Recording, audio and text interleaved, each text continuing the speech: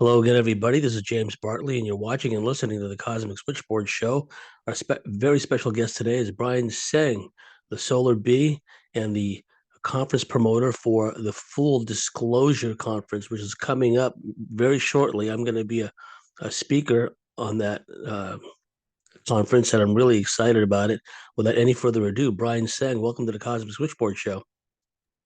Thank you, James. It's an honor and pleasure to be here. I love being on shows for the first time, especially when it's the show of a friend and a presenter.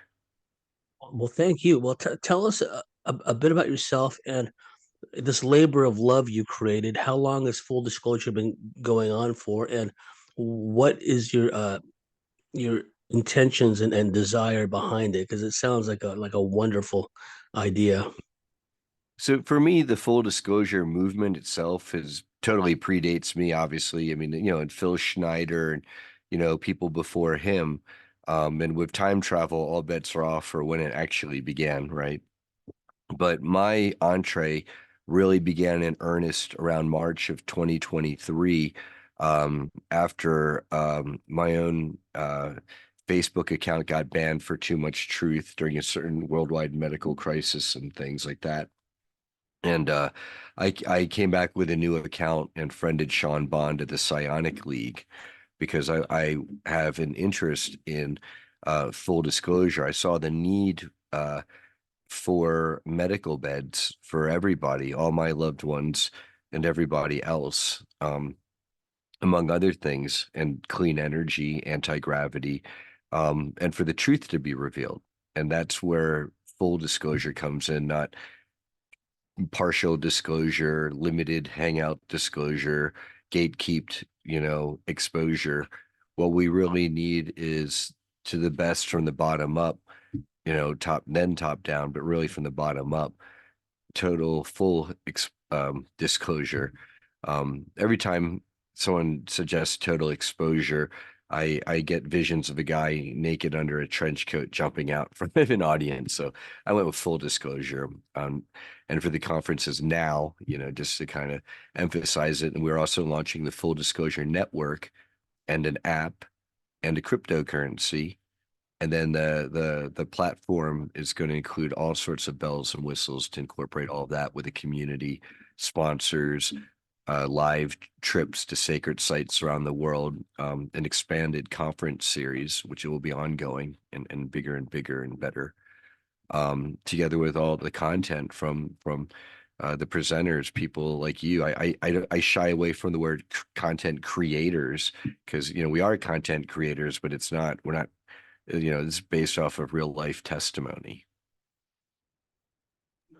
What jumps out at me when I look at the lineup of presenters is it's very, and I believe intentionally so, experience heavy, which is fantastic.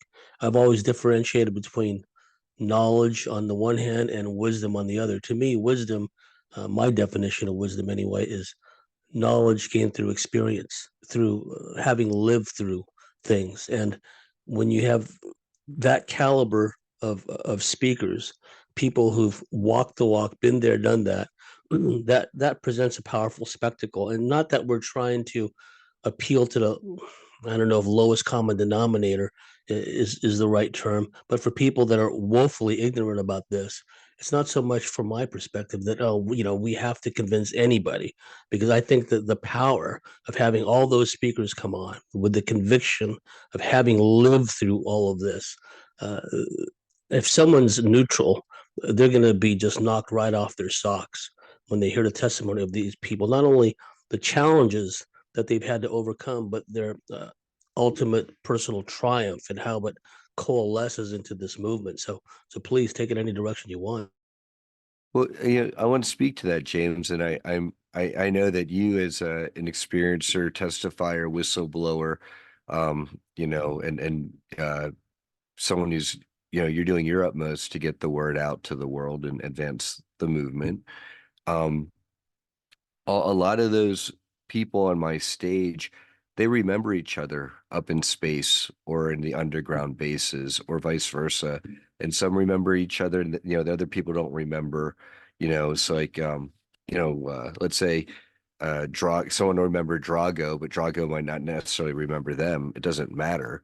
When you take all these testimonies together, for me personally, as an organizer, advocate, researcher, um, that's kind of the gold standard, first person testimony of the same exact events, and then that corroborate whether or not the people down here know each other or not. And in the here and now, they're testifying to the same exact things and the recall. And then with my ability in the community or place, because I'm very well connected, having thrown the events, and a lot of it also when I co-organized with James Rink of SuperSoldierTalk.com the 2023 Summer Montauk Adventure Tour.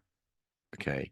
Um, getting to be with experiencers or survivors of the Montauk Project, who are now men and women, but who are children, boys and girls, very young children, as young as like 4, 5, 6, 7, 8, um, during the Montauk Project, as depicted in Stranger Things and totally whitewashed by Peter Moon's Montauk Chronicles series, because it's misfed information by um, Preston Nichols and Al Bielek, among others. Uh, you know, I've gotten to see real life experiencers sharing recall right there at Camp Hero Army Base. It was very powerful and it was so emotional.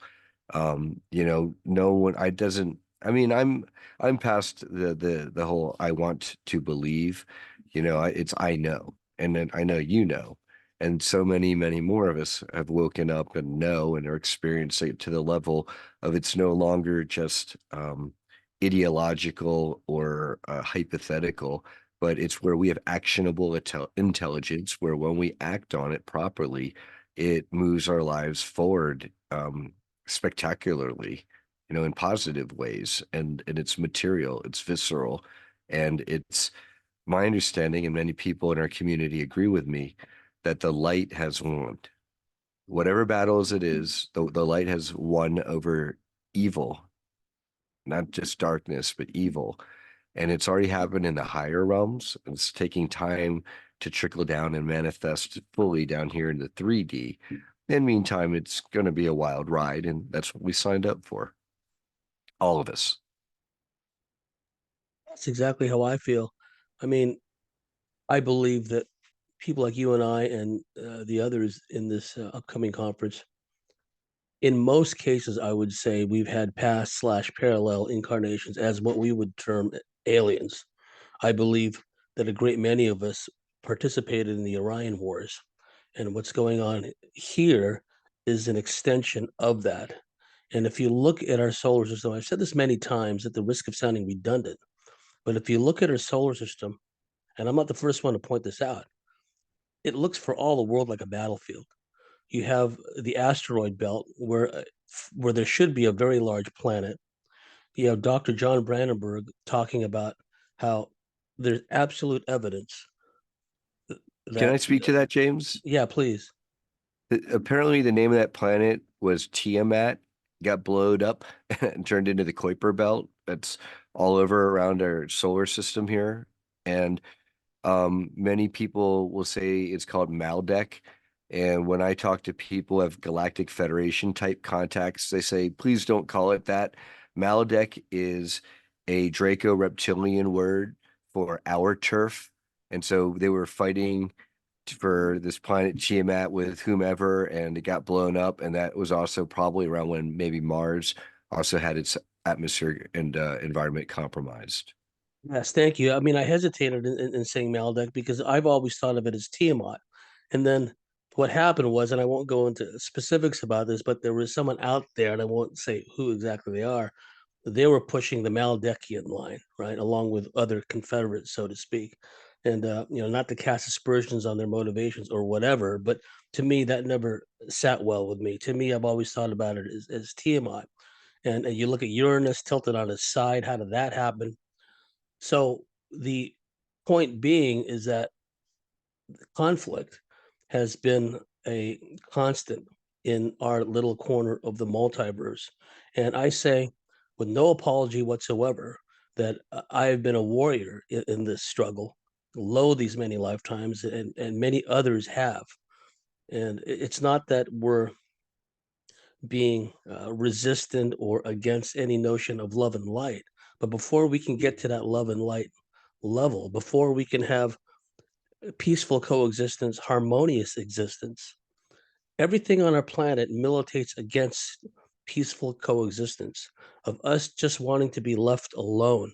And the attack vectors come from so many different directions, from the hybridized, entity infested institutions here on the surface to these unseen archontic attacks coming from all different directions. And we have to be aware of the nature of the multiple threat environment in which we reside.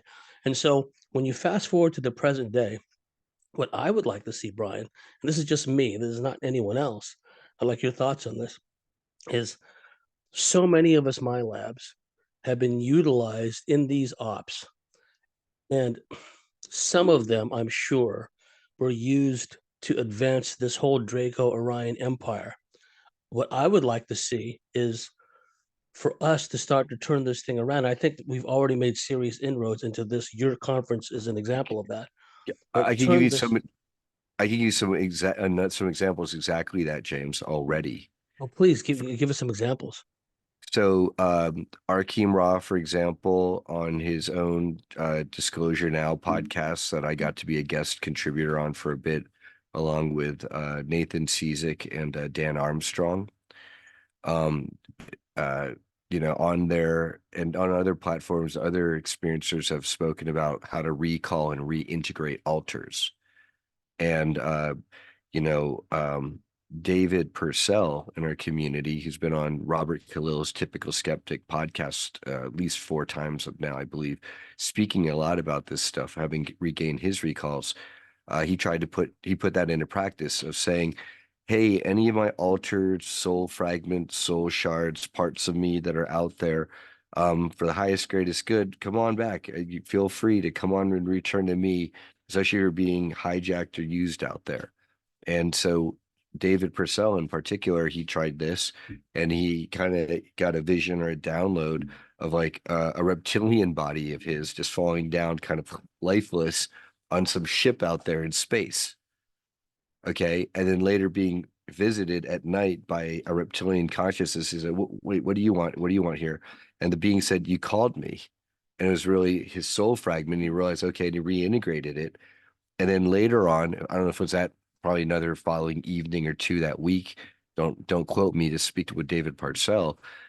He was visited by 2 nasty Draco beings, at least, who said, hey, you can't do what you're doing. You're violating these agreements. And he said, F your agreements. Exactly. Right. Exactly. Those are made under duress. Your agreements, I don't recognize it. I recognize my sovereignty. Exactly. And by doing these techniques, we're literally depopulating their slave army of us. Yes, yes, Okay. and And this is what that's I has want a to. real effect. It is, Please, and James. I can't wait to get like private chats with all of you too, guys and gals, because the kind of strategizing that we can do, the immense power that we have, we wielded justly and fairly and righteously, we will turn this thing around. I look at us as like the Australian coast watchers of World War II. I mean, someone had to hide out in the bush, right, in the Solomon Islands and the coast of New Guinea, and report these incoming air raids and report these, coastal convoys, these convoys headed down to Guadalcanal and stuff. All the while having to lug heavy radio equipment, being chased by patrols. Right, somebody had to stay behind and do this. We could have sat this out, Brian. You know what I mean? Just decide, no, I'm not going to go through the, rinse repeat cycle of incarnations on Earth. I'm going to, sit on cloud nine and play a harp or something. We could have No, opted out. But you know what, actually, James, I personally believe if you and I and so many others had done that, we would be in a lower timeline yes, because I don't think the timeline would be where it is now if we hadn't been working our busy bee butts off for however many years and however many ways that everyone has done to anchor the light. To all the so-called black sheep out there, we've always been the radiant lions and Yes. positive dragons and guardians. And, when you put up whatever Christmas tree lights, you don't just keep them all bundled up and stick them on your house. You take them and string them all out. So if you look at it, like each family, if they were lucky, got one of us. Maybe if they had twins and were really lucky, they got two, or they had like an uncle and then like a son or daughter down in there, and they linked up as star seeds as family directly. But otherwise, it's been a lonely road for so many of us, and it seemed intentionally so. We had to live the human experience to be able to karmically shift it, and Yes. also perhaps make up for any karmic loads that we brought into this life from, say, um, Egyptian or Babylonian, Sumerian, Atlantean, Lemurian, you know, lifetimes already here on Earth. The story that you just described was brilliant because it's something that I've felt for a long time. We conduct what I refer to as incarnational infiltrations, that we will, at an oversoul level, we will decide intentionally to incarnate, to be a part of the Draco culture, to be a part of the reptilian culture, because the best spy, the best operative is one who doesn't know he's an operative, at least consciously, right? So we're there, we're living by their standards, by their mores, probably up to the same, at times somewhat sadistic, vile behaviors that some of these civilizations get up to. But there's no better way to understand a civilization and a culture than being on the inside. So I've heard similar stories that David had related, where these good reptilians, quantum entanglement being what it is, Brian, as you know, our counterparts out there, whether they're alternate reality counterparts of ourselves or our ET, non-human counterparts, so to speak, they're still out there. We're still intricately connected with them. But as you know, this matrix system is set up to set up these firewalls.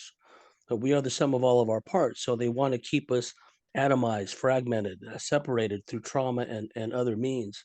So I thought that was a wonderful story just related, where the guy's reptilian counterpart had come and said, well, you called me. And I've heard this so many times. The Draco and the dark side reptilians rock up and say, no, you're not allowed to do that. We're going to punish you. So, yeah, I'm looking forward to meet David. That's going to be a great conversation.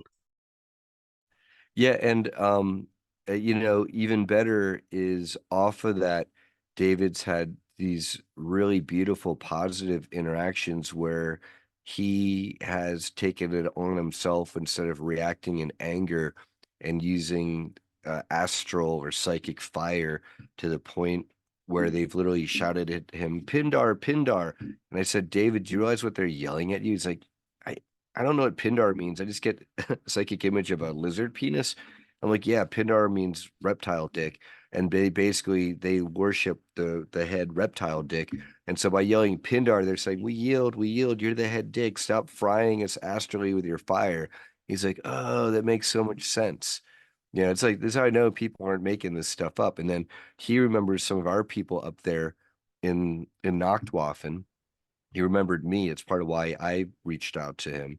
He said that he had his recall of me being part of his Nachtwaffen crew, where he was a captain. I was astronavigator. Robert Khalil, typical skeptic, was like his enforcer, who's like very like almost like mute but super psychically powerful, and like no one wanted to mess with Rob up there. And then a bunch of other people. But with me, he said I was his astronavigator. So I went to Drago Reed, and I said to Drago, who has a lot of knowledge of Nachtwaffen and Kruger and the secret space programs, I said, so Draga's David Purcell gentleman is saying blah, blah, blah. And he said, well, Brian, if he's full of crap, if he says that you as his astronavigator on his Nachtwaffen ship were right on the same bridge as he was as the captain, because they keep the astronavigator separate, because if things get like really active on the bridge, you don't want the person like telepathically linked to the ship to have to be all distracted by all that. You want them separate flying the ship. Okay. And so I went back to David Purcell on video chat and I said, hey, David, you said I was your astro navigator on your ship. Where was I relative to you on the bridge since you were the captain? He said, "Oh, no, no, you weren't near me on the ship at all. You were in this separate area of the ship, like in over the engine room or a cargo hold with like its helmet on your head and wires coming out of it, and like two attendants, one on either side of you at all times to make sure your needs were met, you know." I was like, "Oh, okay."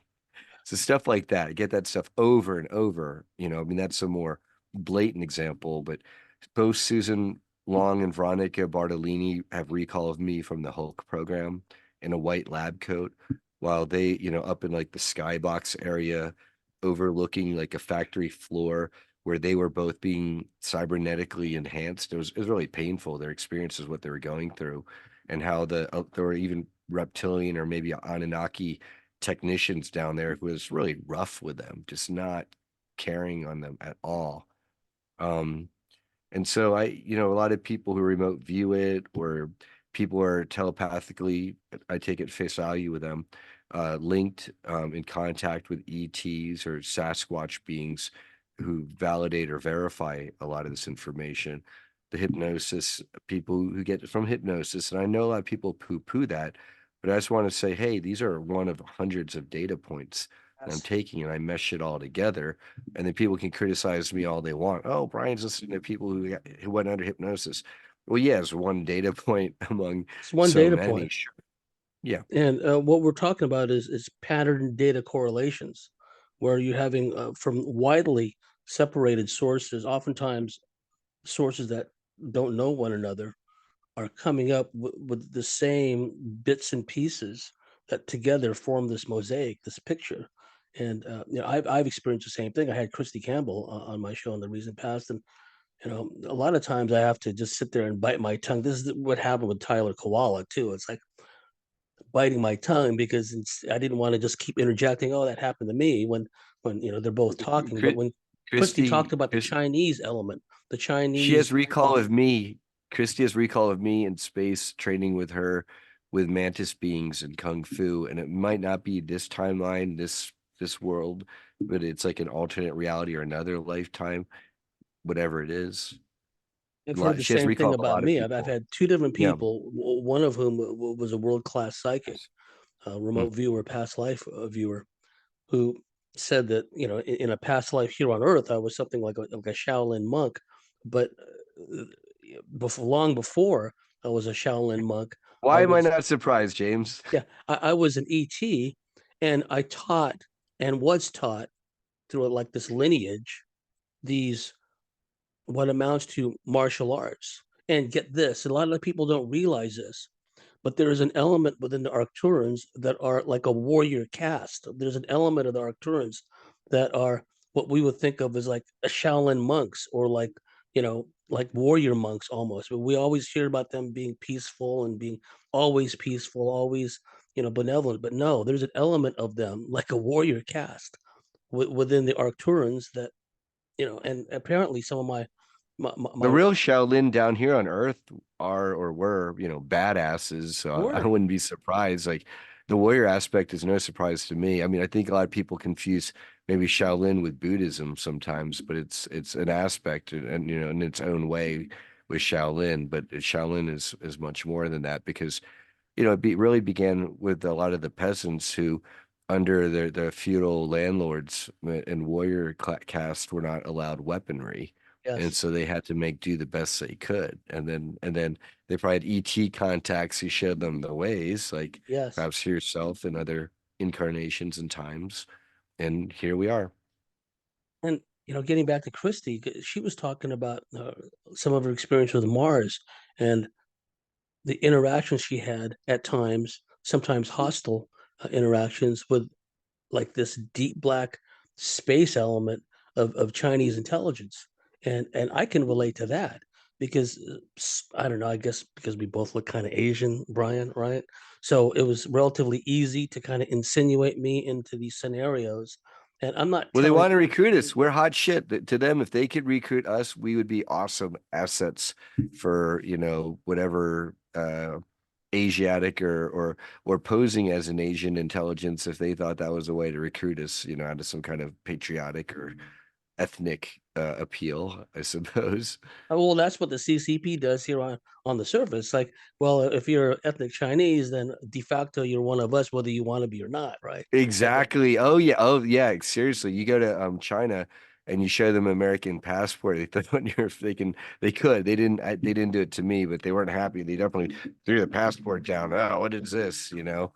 Because they wanted a CCP China passport yes, instead of me showing my American passport because that's right. And if I'm you American or someone born. like you was amenable or open to certain things, then all these friendship societies start walking up Honeypots. They to got you, honeypots. Eric honeypots. Swalwell calling you out in U.S. Congress. Well, that's what we're Yes. talking about. Also, Brian, and I've talked about this before. There's a cosmic espionage aspect to this because on the surface, it's just like, well, who's this person fronting for? CCP. In the old days, it would have been like Soviet intelligence, the Bulgarian. Who exactly? Here in our realm, it's like, well, it's not only if someone is a potential asset or an agent, witting or otherwise, because we know compartmentalization of the mind, trauma-based mind control being what it is where the front altar may not even be consciously aware. I said the best operatives are the ones who don't know they're operatives, but it's not only that. Another level above it. Well, is this person hosting a mantis being, a malevolent mantis being? Is this person hosting a malevolent reptilian being? So it's a cut above service level espionage. It's like a cosmic espionage aspect, and those We entities, wrestle, James. For we wrestle not with flesh and flesh and blood, blood. but spirits and powers and principalities way above us. Yes, And then not only is there that ET element, and at first there's like 3D matrix where we're lost in this 3D, the miasma. Yeah. distorted miasma. And then you've got the bloodline families running that. That's the Illuminati. What is called like the Khazarian Mafia cabal, Loserians, as I like to call them. Um, and then above them are the ETs, Yes. and then above them are like the demonic type beings, and then above them are like Lucifer, Satan, and then some weird quantum AI stuff, and then all the HP Lovecraft stuff out of Yes. time and The space. old ones. But above it all, really, right? But above it all is God's source, and it's all meant to be, and it's okay. And so, we're all playing our roles, and with free will, I like to think that we're all working for the highest timelines we can Yes. we can achieve. Yeah, and I think that a lot of things are trending in that direction across the board. It's a concept whose time has come. Even the limited hangout we see with the so-called, congressional inquiries and the UAPs, et cetera. I wouldn't say it opened the door because there's still ultimately limited hangouts, but at least, to the public, it just threw them a bone. But you look how they quickly retracted said bone when we started having all these manifestations of UFOs all over the place. The media quickly wrote them off as, oh, these drones, they're from Iranian motherships, what have you. And the alacrity with which these surface level truthers, oh, yes, they're drones. The same media James, we can I say, speak to that? oh, Can please, I speak please. to this?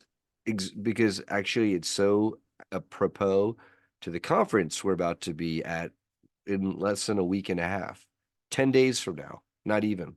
Because if we come to the evening before meet and greet hosted by my bestie and our lovely friend Sarah R. Adams, who is herself in the programs, and the last girlfriend of Max Spears, super soldier, revealed by Miles Johnston, who will also be there for the Basis Project before Max himself was assassinated in Poland, I believe.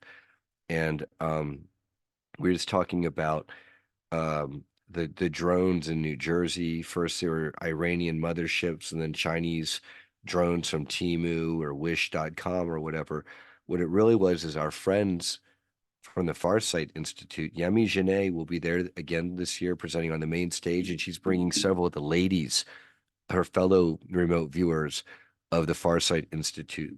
Unfortunately, Dr. Courtney Brown and Aziz Brown aren't available yet this year, but Kamaya Dunstan, I believe, and another one or two in addition to Yeme will be there. They were told during one of their ET boardroom meetings last November 13th, 2025, that the Galactic Federation types are going to have their craft worldwide in their skies, just friendly and hovering. November 15th, they aired that on their platforms. November 18th, worldwide UFO sightings. The media immediately pivoted it to drones in just New Jersey, and they kept it focused on that. Some of which craft were spraying noxious gases on people and animals, making them sick. Okay.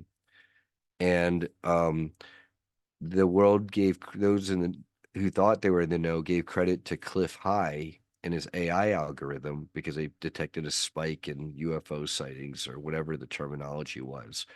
When in reality, the Farsight Institute friends got it and said it in plain English in a very tight window to when it actually happened. And I believe they deserve all the credit in the world. And it's good it's verified by Cliff High's algorithm as well. I don't want to take credit away from Cliff for his algorithm, but I also want to make sure credit is given where credit's due. And also I want to point out the limited hangout psyop of exactly how it played out, where you have a really very real phenomenon. The other side wants to cover it up. And it's kind of like, let's say there's a political rally and people are having a great time, and then the Haymarket affair, the enemy, they send in infiltrators wearing, the Make America Great hats when they're against, say, that group. They blow up a bomb inside that and they say, look, they're all violent. That's kind of the similar aspect here.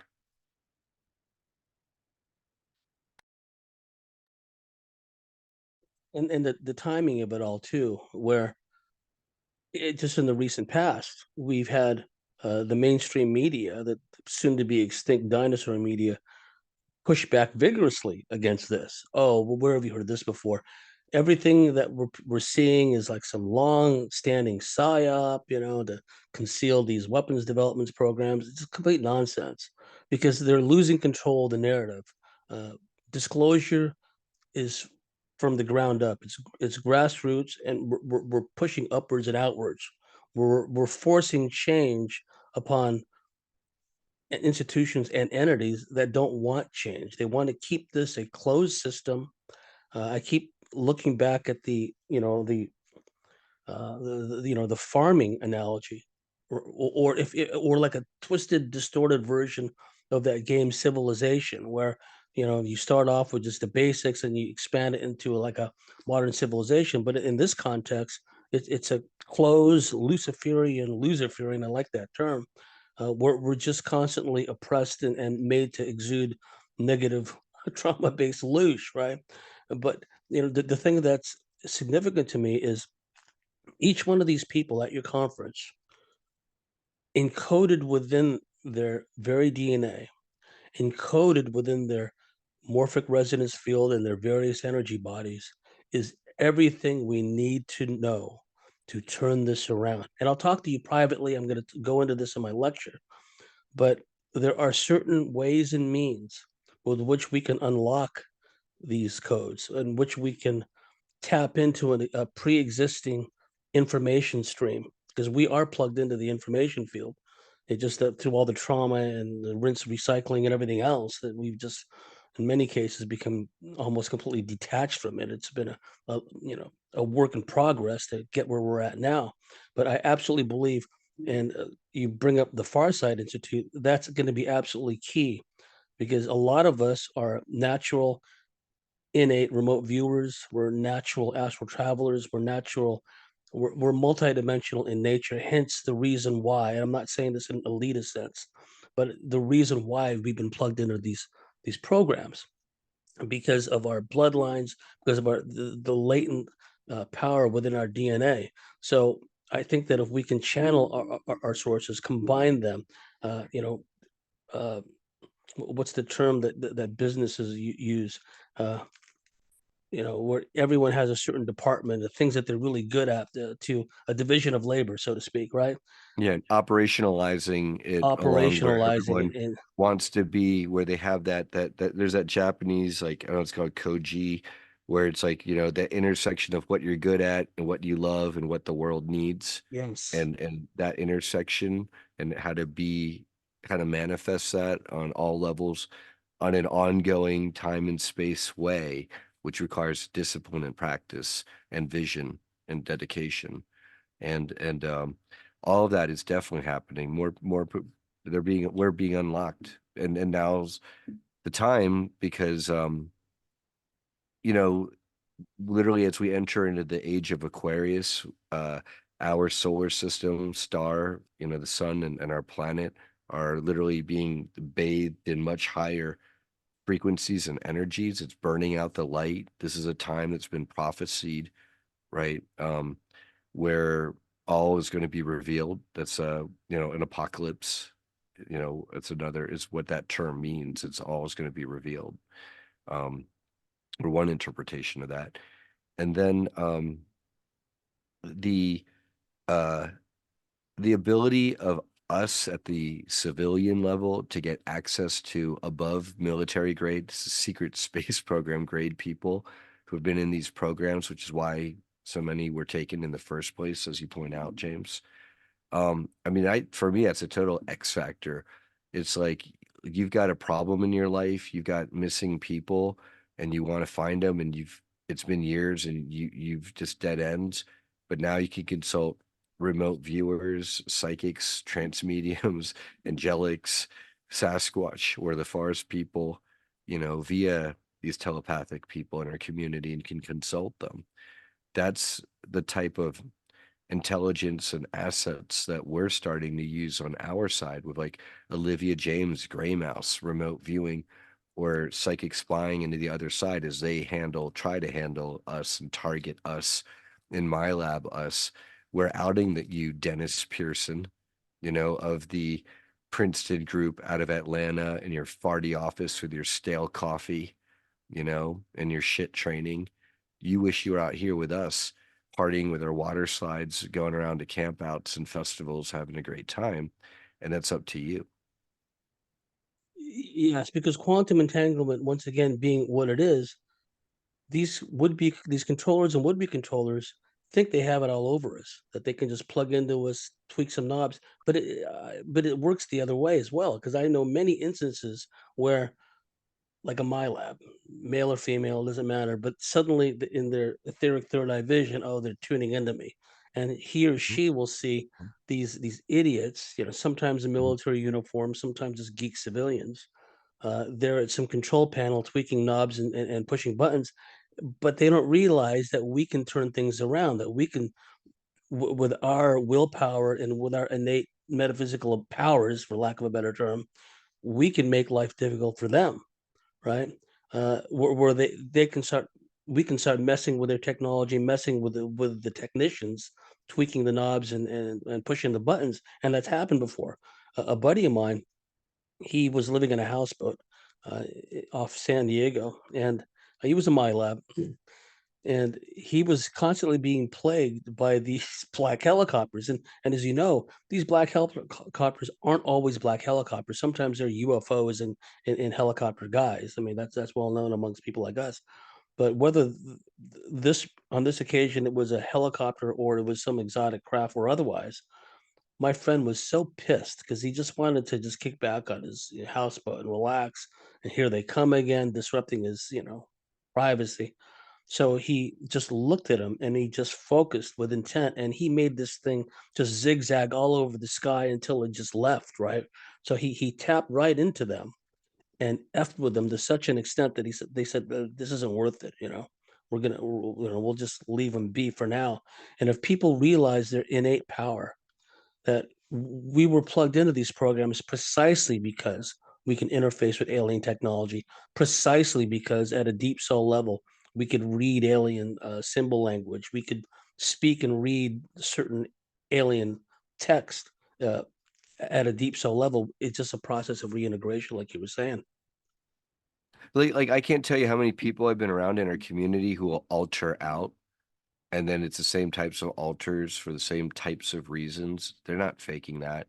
or people who break out spontaneously into light language or Arcturian. I mean, and I've heard different dialects of different things, and different people be able to point it out. Oh, that sounds like Arcturian or Enochian or Andromedan or light language. And I don't understand any of what it is, but the words sound kind of similar to me from a linguistic perspective, and these are totally different people in different situations and places.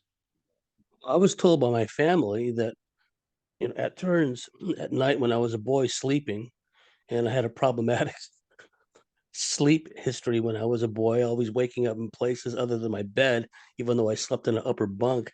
But anyway, they would hear me speaking these strange languages in my sleep. Some of them are very vowel oriented. And, in my studies, I was wondering, well, geez, could that be like Enochian or something like that? And then other times they'd hear me speaking what seemed to be some kind of Oriental or Asian language, right? And I've had experiences where my German is like somewhat conversational at best, right?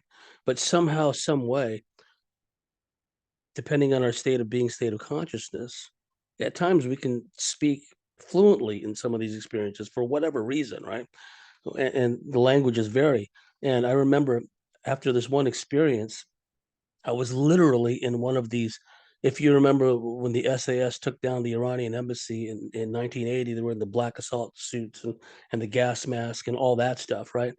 I was wearing one of those outfits and I was in the process of doing room cleaning. I swear to room clearing. I swear that, running through a house, like a big mansion kind of thing, with other guys that are dressed similarly, right? And we were going around clearing these rooms. And I'm skipping a lot of detail here, but at one point I was in the big conference room, and the only other person in that conference room was an older guy who looked for all the world like a World War II German field marshal, with the field marshal overcoat and the whole bit. He starts talking to me in German, right? And at the time I understood him, but during that experience, after we did a lot of these exercises with these room clearings and what have you, the SAS guy next to me took off his balaclava and his gas mask, and he had long hair, scruffy looking. He looked like he just walked out of undercover jobs in Belfast somewhere, right? So I said to him, "Have you ever done anything like this before?" And he goes, "Oh, what? You mean London database ops?" "Yes, I've done it a lot of times." I go, "London database ops? Is that what this is?" Right? And then another little interesting aspect of that experience was during some of these drills, these exercises, of room clearing, there was one operator. He was wearing like a full black helmet with a big plexiglass shield, right? But it was a black helmet, black outfit.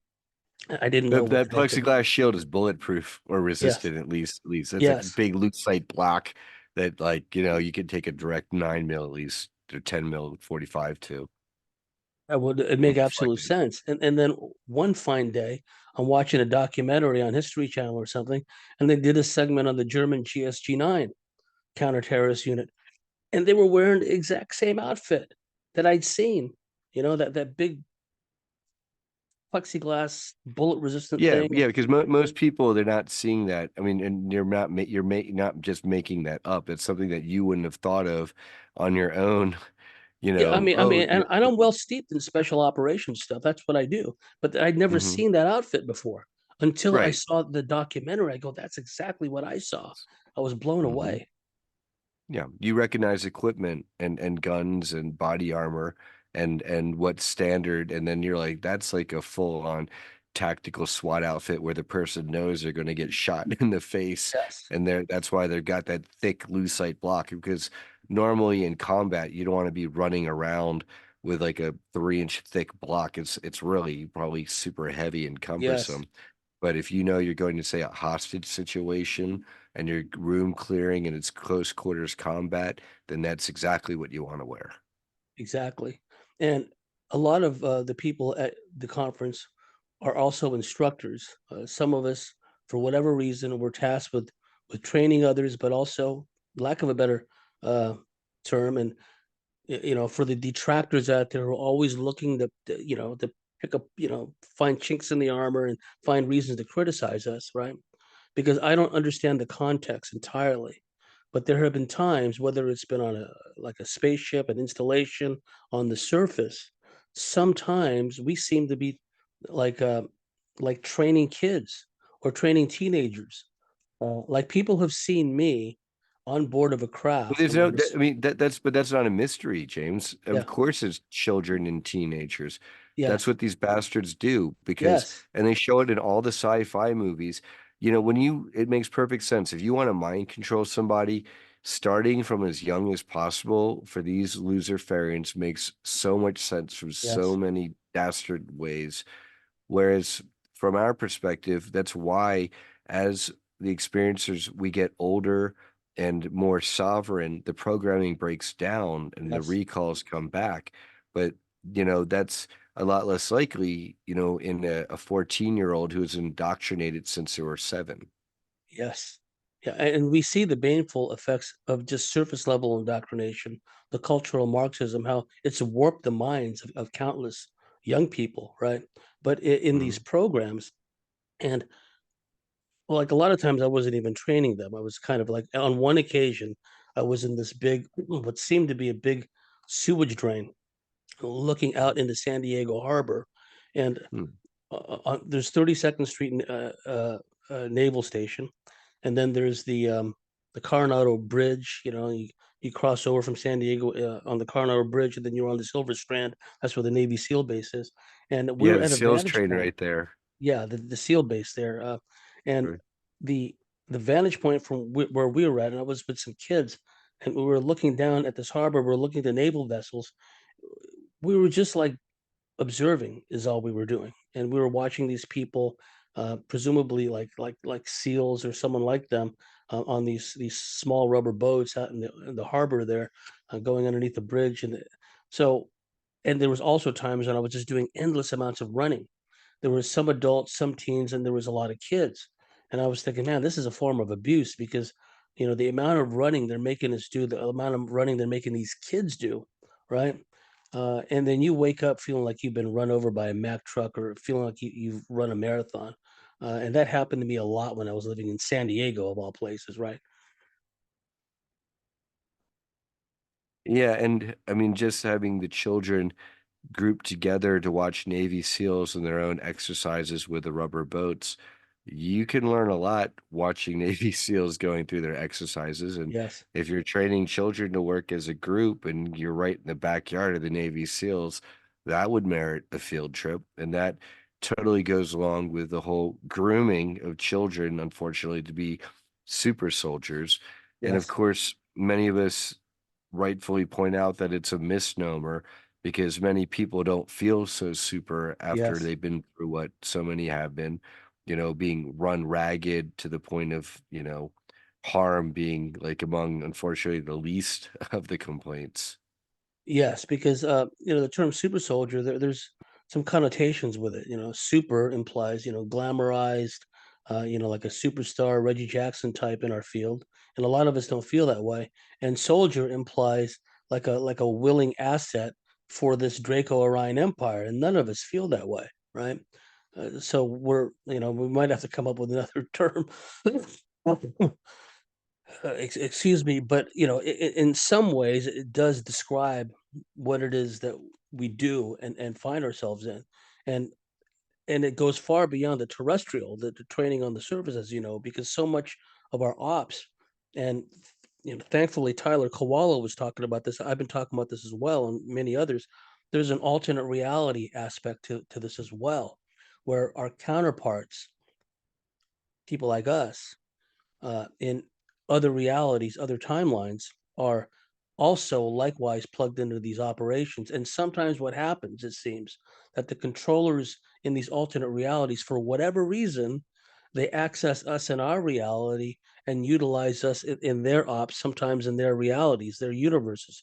So it goes far beyond Solar Warden. It goes far beyond being utilized in our strictly in our own cosmos, but we are definitely being used in an interdimensional and an alternate reality sense. And Well, a lot James, of us have had time travel experiences as well.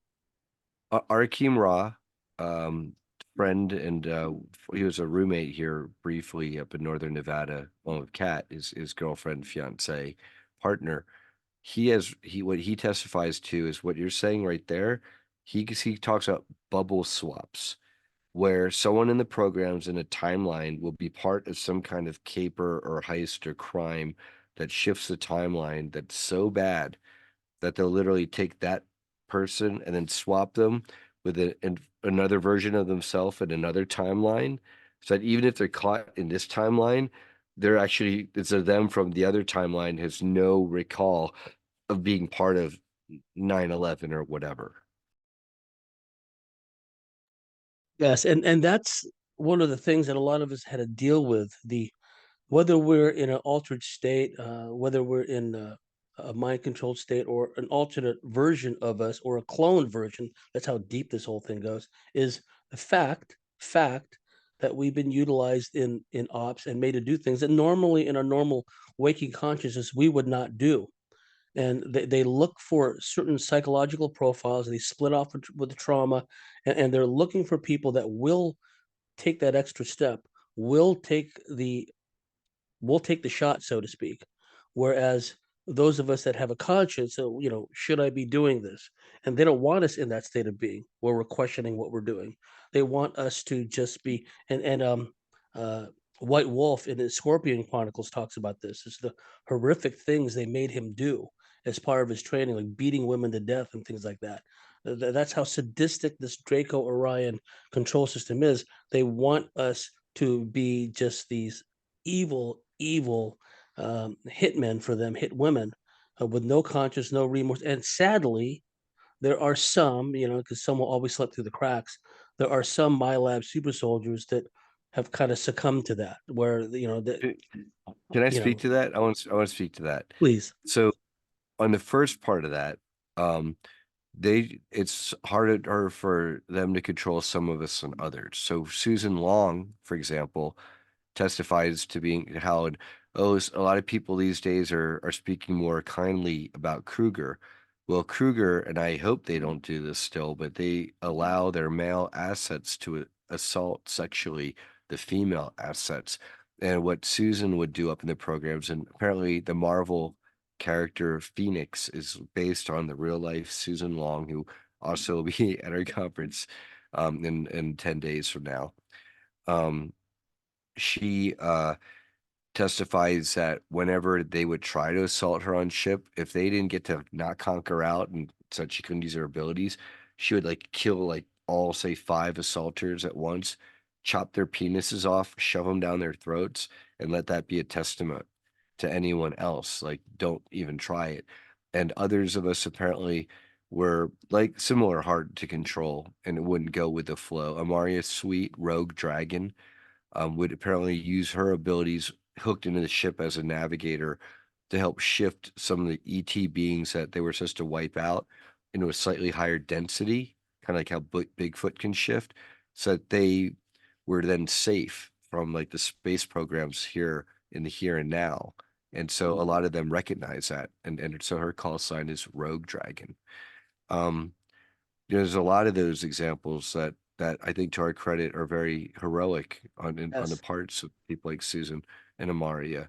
Then there are people who apparently up there in the programs or down there in the bases, they were really nasty. And yes, down here right now in the 3D real life are kind of a bit nasty and abusive and narcissistic and haven't done the work and they're unhealed. And they're the ones who are most susceptible to the black magic and the mind control and voice to skull and scalar yes, wave and, it's like whatever, telepathic, manipulation. And so, I'll name them out. Tomas Alvin has been named by many females in our community for being not only an astral peeping Tom, but astral assaulter yes. and Astral rape is very common amongst rapist. these. A lot of them are Yeah, reptilian Draco hybrids to begin with. Yes, yeah, it's not cool. And so, if people were to ask, ask me, is Tomas real or fake? I'll say he's very real. He's up there. He was probably military intelligence officer for Nachtwaffen, as he testifies, and I will not take that away from him. yeah, Does that mean that down here I want to work with him and help advance him, you know, in a 3D sense, while he's getting out his testimony to, so he can thrive, not while he's astrally assaulting people in our Yes. community or anywhere. No, Yes. there are much better, worthy people who have testimonies that are equally compelling and powerful than his. Or it doesn't matter if it is less compelling for whatever reason, because I remember less. I don't care. What matters is not uniting for the sake of uniting. It's uniting around higher agreed principles that advance humanity, the movement, this highest timeline for the highest, greatest good of all. Integrity, accountability, self accountability. There are some my labs, and I don't want to, mention them, but they've taken part in abducting people. They've abused what amounts to fellow my labs, women in particular, sexually Mhm. assaulted them, right? And one could argue, well, they're in an altered state of consciousness. Well, maybe, maybe not. Maybe there's a sadistic side. And what I've seen It's on just the one thing in the surface, programs, but when you're in the here and now and you're still doing that crap, yeah, yes, I mean, I've got a lot less, I mean, I know that the extreme duress in the programs, that's one thing, and that's apparently going to be worked out in military tribunals someday. But if you're in the here and now and you're roofing people or you're whatever it is, that's, you're trying to blame it on your alter, your programming. I don't yes. know. No, It's I don't washing. buy that because at times, many of us were compelled to do through utter mind control things that we normally wouldn't do. Okay, I'd say that's a given in some cases. But if there's that element of consciousness, of human integrity still there, it should give someone pause for thought. Because I've been in scenarios where I didn't pull the trigger, where I didn't do something that they wanted me to do, because there was still a semblance of the me in there, in that particular state of being, that you know hesitated, that wouldn't do it, right? And then I got punished for it. They worked me over because I wouldn't do certain things, right? But it was a matter of principle. No matter what state of being I was in, if there's that semblance of the me in there, right? No, I'm not. I'm resistant to this kind of stuff, right? Yeah. And I think that we should all, at some level, resist to the nth degree anytime they try to make us do something that is intrinsically wrong. And some things are intrinsically wrong, no matter how you chop them up. So getting back to your point, there are a number of people out there that utilize their abilities. They meet these pretty abductees and my labs online, and they begin astrally raping them and gaslighting them and things like that. Or in these ops, they willingly, it seems to me, take part in abducting uh, women, female abductees, taking them on advanced craft, taking them through portals, and then taking them to installations somewhere off world or otherwise, and working them over, beating them, berating them, psychologically, physically, sexually abusing them. That is going on. And that's not even talking about the military aspect, because just as many of us in our field at times, we can manifest these metaphysical abilities and powers. There is a cadre within the ranks of the deep black aerospace military. They have these people in uniform that are astral operators, that are remote viewers, that can do these things. They find them within their ranks. They groom them from childhood, like you say. They pull them into the program from childhood. And if you track back at a soul level, many of these people, just like us, were in the Orion Wars anyway, right? It's like the same group of people on one side or the other, right? And Can I that's why, speak to that? please. The reason why, because I have two of my housemates that were having recurring dream recalls of all of us in the Orion Wars together. And I've noticed so many so-called synchronicities or coincidences. It's because the energies that we embodied and who we were in the Orion Wars, those energies are needed now. And that's why the setups feel so similar, is because we're embodying the same energies but in the here and now. And a lot of the karma and the connections and the relationships are being replayed, but at whatever level. And it's the spiritual decisions that we make and who we are and what we do that are so important. We are the sum of all of our parts. So if we were like a commander in the Draco Empire as a Draco, we still retain that in our soul memory, and it could still be of use and benefit to us. Because a lot of those systems, a lot of those programs that the Draco Orion Empire were utilizing way back when in the linear time sense, they're still in play. They've had no reason to change some of these programs because And just because we died and we're wearing a different skin suit, they don't recognize us as being, oh, that was so long ago in a different incarnation. And we're the same entity to them. oh To yeah, us, we perceive it as, oh, that was a long galaxy far, far away, long, long time ago. No, nothing here nor there. To us, my 9 to 5 job, right? But the reality is that they don't recognize that distinction at all. To oh them, we're that being. And it's just really on us to recognize and even awaken to the fact that there's a distinction in the first place. indeed. Like a lot of times, the Draco and the really bad reps, they have this assumption that we're still working for them. And there's also this aspect that's confounding to them too, because um, I'm sure the white Draco have come up in your investigations and whatnot. They seem to hold some kind of rank in the Draco Orion scheme of things, especially the, Yes, the with Draco the Orion albino, queens. because that's a Please, please. Siakar, the Siakar Alpha Draco. The albino is the highest caste, Yes, and I've been in touch if through multiple telepathic people with Her Highness Rum Lumvira. And apparently she's one such, she's a queen of a splinter of a faction because the Draco reptilian Siakar Empire has been falling apart for like thousands of years now and infighting yes. And and yeah. we've got to exacerbate that syndrome. We've got to further Well, I can dismember speak it. to We'll this. get to that. We'll get to that. Well, no, I want to speak to that actually. My understanding is that there are more matriarchal versus patriarchal male-dominated elements who are tend to be more black goo worshiping and oriented, and then Yes, you got these more matriarchal under, like, say, Her Highness Rum Elvira, wanting to break away from being yes. dominated by black goo, and then David Purcell and others, like giving love to these Draco, they're able to cleanse them of the influence of black goo. And my understanding is, is one way someone is speaking about really have been back in the Orion Wars is if they talk about black goo. Apparently, Yes. black goo, especially towards the latter part of the Orion Wars, were a big deal, and you don't see it anywhere in the Star Wars series. And so, apparently Star Wars is like easy mode where stormtroopers can't shoot. There wasn't black goo. Real life Orion Wars, they could shoot, and there was definitely black goo, and it was super powerful. It could take you over, assimilate you, and it was nasty. And so apparently that is still a thing.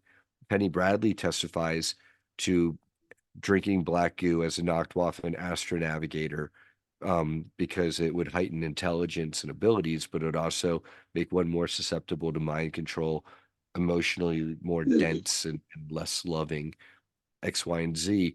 And these conflicts are being played out in these shards or remnants of the Siakar Draco reptilian empire, where those elements who worship the black goo and see it as a way forward, and those who are like, no, we need to free and that's where we as humanity can possibly be of assistance. Absolutely, And because I felt for a long time now, Brian, that there are elements, factions within the Draco Orion reptilian empire that want to break free. In fact, me and this is way back in the day, and German psychics I was working with, we had healed a number of dragons and healed a number of reptilians. Not only is the black goo element there, but also I'm sure you heard about this, but there's this similar to the Goa'uld in Stargate SG-1 of all things, right? Where there's this interdimensional snake entity that embeds itself in any kind of life form it can, whether it's like a reptilians, vril, like an astral vril like an parasite, but astral higher vril level than that. parasite that takes over, the entity and makes them go dark side, right? So, me and the Germans had spent like 2 weekends pulling these interdimensional snake entities out of these dragons and these reptilians. And before we finish this first segment, uh, getting back to the albino Dracos, what some people don't realize, I'm sure you heard about this, is even when the dark negative reptilians want to work over and do a number on one of us, let's say, what happens is one of us in our example, they're a direct lineal descendant of the albino Dracos. So there's almost like, in a good sense, Brian, it's like in a mafia sense, oh no, you can't touch this Milab. They're a made person. They're They're made. made. Yeah, yeah. They're made. Yeah, exactly. That's happened to certain people. Audrey Walters, she was being worked over really badly, and apparently at one point one of her Starseed family appeared, or someone said, or word got back to her Starseed family because someone else, another ET, recognized Audrey for who she really is, not just Yes. Audrey Walters, a human. Is like, whoa, this is like they call it the Genebu, and there's also like a Palladian faction that are like intermingled, and so like Audrey's like double starseed royalty, and they're like, that is a total violation. Do you know that all of this is going to be reported to her people? Same thing with Nyara Tierra Isley. She has this Yes. very similar testimony that I she's know given, Naira, how yeah. she exactly after that, the programs, I wouldn't say kid gloves, but it was a lot less bad and traumatic than what they had been doing before they were told hands off. Yes. What'll happen sometimes, either like an emissary, an ET of some kind, uh, or even at times the albino Draco will directly intervene and saying, "Back off, clown. Yeah. Let's You leave this one alone." Right. Mm-hmm. So there Mm-hmm. is this element of being, like a made person, where they despite their best efforts, and it frustrates the hell out of them. I mean, they Good. growl, they just absolutely pissed off that they can't do Good. anything about it, but they can't because Excellent. the punishment that they will receive. And also, I've known of cases where these factions, similar to, once again, to the mob wars here on the surface, where uh, like a faction of the reptilians tries to break away, get away from the black goo element, get away from the snake entity element, but they try to either reel them back in or destroy them, the main faction. And a lot of times these breakaway factions will help people like us. They will help abductees and MyLab. So I don't have this black and white view because it looks Oh, like a yeah, lizard brain, exactly. Of course. Of because course. a lot of Sometimes us the were, enemy of our enemy can be our friends. They can no, be. this is cosmic Yeah. counter espionage. It's like, Mm-hmm. we have friends, we have enemies, we just have to walk that fine line. So this is a fascinating discussion. You want to tell people how they can find our website, and talk a little bit about the conference, and then we'll take a little break. Yeah.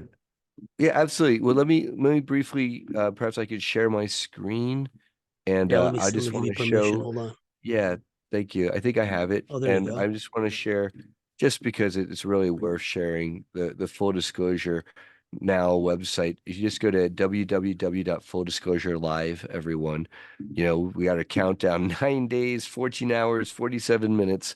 So you can buy your tickets here. We have discounts if you go 2025 FDNC James 17. You'll get a 17% discount off your general admissions, and 17% of all sales using that code will go back to James Bartley here, your favorite presenter. Here's me, yours truly. We got a brief trailer there in the beginning. But we got everyone from Brad Olson, Miles Johnson, James Bartley flying all the way from Australia, Lucas Alexander, Age of Truth TV. We mentioned Yemi and the Farsight Institute, Rion de Rouen and Tone Millard of Team Light.com. Laura Eisenhower, great granddaughter of President Eisenhower. Jean-Charles Moyen is a French super soldier. His testimony is mind-blowing, as is everyone's. Tom Althouse, they stole the Matrix from him.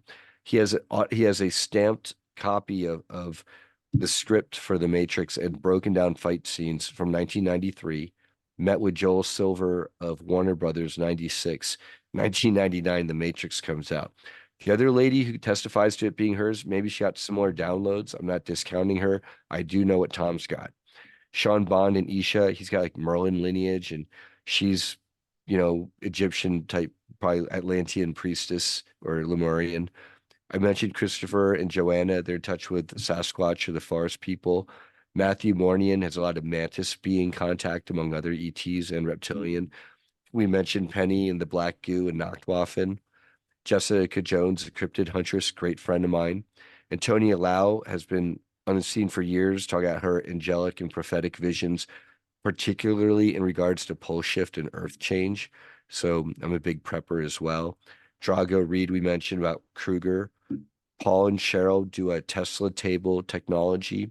Actually, we have to move, Joshua has to be removed. Unfortunately, he had to pull out for this event. But Sarah R. Adams, one of my besties, she's going to be hosting the meet and greet. Samuel Chong translated the Thayuba prophecies and has a lot of research and knew the French author of the Thayuba prophecies before he passed. Unfortunately, Brooks can't make it. Daniel and Derek, their grandfather, wrote about my life with above cosmos clearance. He was a UFO crash retrieval person, and both Daniel and Derek were in the programs briefly as children. Soma R is flying from Ireland to channel the Pleiadians. Nathan was in the programs, and he's also known as a Haugean contact with ETs. Gina Virginia Cassell is a shamanistic healer. Alondra Markman is very well known and known from the Montauk Project from many people, and vice versa. He remembers them. Christy Campbell, we were talking about her. Micah Dank, astrotheologist, and was an apprentice to Jordan Maxwell. We mentioned Susan Long as being the real life Phoenix. Nate Gray, the comic book character Nate Gray is probably based on him, Nate Gray. Sue Whitaker as ET contactee, there's a lot of wisdom to share. Michael is an experiencer in his own right and a podcast host. We mentioned David. He has memories of me. Veronica also from the Hulk program, and people have memories of her. Audrey Walters, we talked about. Kate Rose. I mean, the list just goes on and on. Oh, Michael's listed twice. We got to fix that. Trevor, Egyptologist, Stella. I've got more people to add, but I don't want to wear out my web admin. The VIP passes, we had our reverse VIP pass sold and several others. This gives you exclusive access to the presenters and the executive team. If you want to help play a role in shaping how the full disclosure movement goes, as far as at least as we're concerned, this is an excellent way to support the movement, dollar for dollar. This is all money going back out into the movement. I operate the conferences at over $100,000 loss last year and this year, and I don't care. It's for the movement. But don't anyone thinking, oh, Brian's charging all this money. It's so expensive. He must be making so much money. No, people, you contact me. I'll show you my checking and how it works. We have the weekend of being that Saturday and Sunday to tag our Tuesday, Wednesday, Thursday, Friday of awesomeness on St. Pete Beach. So yeah, James, I really look forward to you being there and partying with you on the beach. It's not just the stage time for me. It's the face to face. I'm not a margarita guy, but you get the picture. Yeah. Yeah. Yeah. And amazing sponsors, the Unex Network. I want to give them a shout out. Ida Farhat, executive producer. She's doing her own boutique thing. Vital Creations is a Tesla beds. Freshmouth, the great supporters and sponsors. They do nano silver toothpaste. I love it, among other things. No fluoride in your toothpaste, people. Bad. So thank you for having me on. There, James, and I know you're in Australia, so with time zones and all, thank you for accommodating me out here and having me on. It's been an honor and a pleasure. It's quite all right. Would you be available for another segment, about 40 minutes? Anytime. I would love to. Okay. Oh yeah, I can keep going. Okay, Especially if you sure. got a bonus. Let's take a short break right now. For our Let's dear do it. listeners and viewers out there, if you like what we do, if you believe in what we do, please go to thecosmicswitchboard.com, sign up, become a member, and we'll see you at the top in the next segment.